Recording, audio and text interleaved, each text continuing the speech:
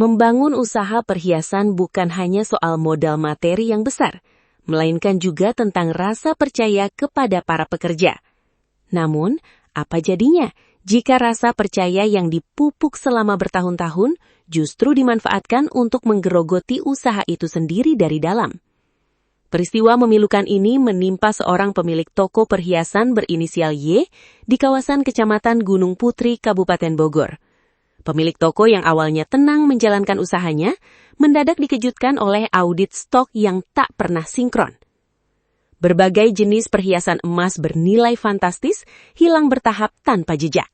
Hingga akhirnya, tabir kecurigaan itu terkuak dan mengarah pada dua sosok yang paling dipercaya di dalam toko.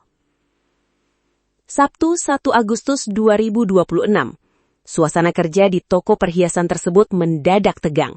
Salah seorang karyawan mulai merasa curiga terhadap gerak-gerik tak biasa dari dua rekan kerjanya sendiri. Rasa curiga yang tak bisa ditahan lagi itu mendorong penggeledahan internal secara mendadak. Betapa kagetnya seluruh pekerja saat memeriksa tas milik salah satu pelaku. Di dalam tas pribadi tersebut ditemukan logam mulia seberat 0,1 gram beserta beberapa potong perhiasan toko yang tersembunyi rapi. Temuan fisik ini menjadi bukti kuat bahwa telah terjadi kebocoran barang berharga secara ilegal.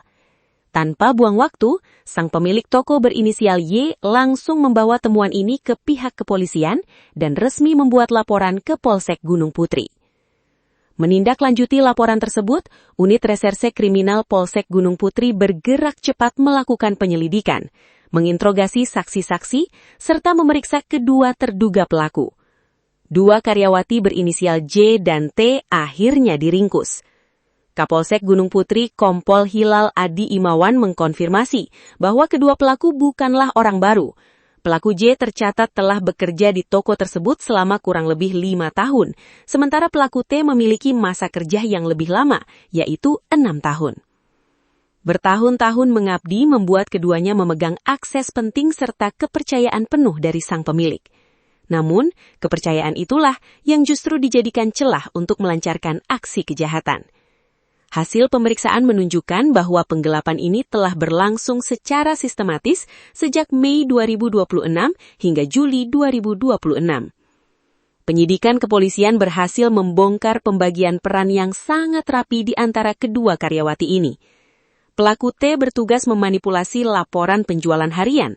Ia mengubah data transaksi sehingga tercipta selisih antara jumlah stok fisik di etalase dengan catatan di sistem pembukuan. Di sisi lain, pelaku J mengeksekusi peran fisik. Ia bertugas mengambil dan menguasai perhiasan-perhiasan yang telah ditargetkan.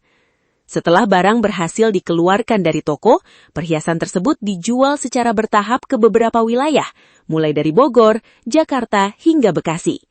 Uang hasil penjualan gelap itu kemudian dibagi rata di antara keduanya.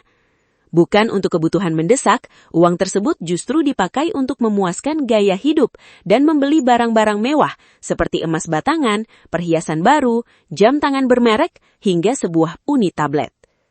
Dari hasil pengembangan perkara, petugas Satreskrim Polsek Gunung Putri menyita sejumlah barang bukti kunci. Selain dokumen laporan, polisi mengamankan sisa perhiasan, logam mulia, jam tangan, tablet, dan barang-barang lain yang dibeli menggunakan uang hasil kejahatan.